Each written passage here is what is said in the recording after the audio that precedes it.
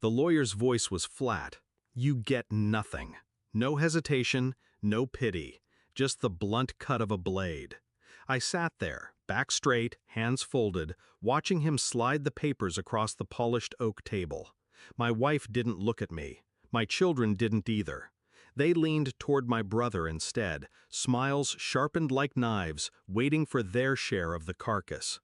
Then my son laughed. "Enjoy being poor, Dad. Having your last name is embarrassing."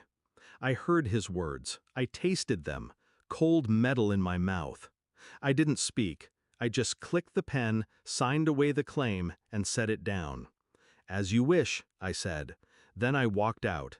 No anger, no protest, just silence. Because silence holds longer than rage, and it cuts deeper. Betrayal is never sudden. It festers, slowly. I saw it in glances across dinner tables, in hushed phone calls when they thought I slept, in the way my wife's hand lingered too long on my brother's shoulder, the way my children's loyalty tilted toward him, as if blood wasn't blood anymore. At first I thought it was imagination, paranoia from too many sleepless nights. But the laughter at that will reading, my son's mockery, my daughter's silence, told me it had been real all along. They had chosen, my brother, not me. Wealth over name, power over loyalty. And in that sterile office, with the lawyer's voice still echoing, I realized something else. I wasn't losing them. They had already been gone. I didn't drink that night. I didn't shout. I observed. My wife left her phone on the counter, careless. I scrolled through messages while she slept. Late-night confessions, plans, dreams shared with him. "We'll be free soon. He's almost out of the way." I checked bank records.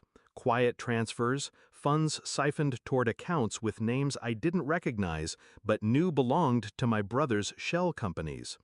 I traced movements, hotels, meetings, my children at his side more often than at mine. The puzzle completed itself slowly, but it was all there. They weren't just traders by circumstance, they were architects of it. I carried myself with calm precision, no accusations, no trembling voice, because confrontation before truth is weakness, and weakness is what they counted on. So I smiled when spoken to, I nodded when dismissed, and inside I built the case. The proof came in black and white, a contract signed weeks before my father's death, my wife's signature beside my brother's, agreements about the estate, about my children's inheritance. They had written me out long before the will was read. It wasn't just betrayal, it was premeditation.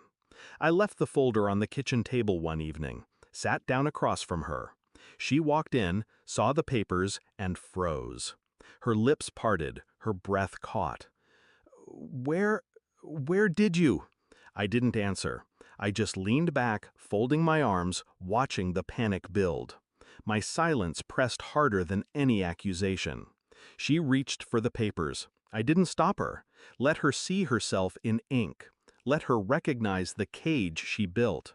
Her tears came fast. Words stumbled out, excuses, explanations, desperate fragments. But nothing could so shut what had already been torn open.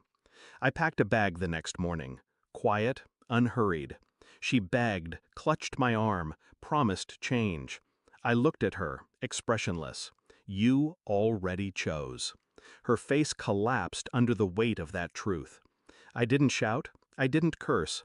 I simply walked out, leaving the papers on the table, letting her know I knew everything. Then the calls started, one after another. My brother, my wife, my children, all desperate now, all demanding what they once mocked me for lacking. Because in my absence, the truth surfaced. Assets moved, accounts frozen, alliances crumbling. I hadn't left empty. I had taken what mattered most, and they hadn't seen it until it was gone. 28 calls in 3 days. I didn't answer a single one. Their voices filled my voicemail. Pleas, apologies, fear. My son crying now instead of laughing. My wife confessing what I already knew.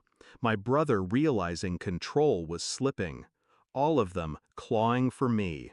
And I sat in silence, watching the phone light up, then fade. Because revenge isn't about fire. It's about absence.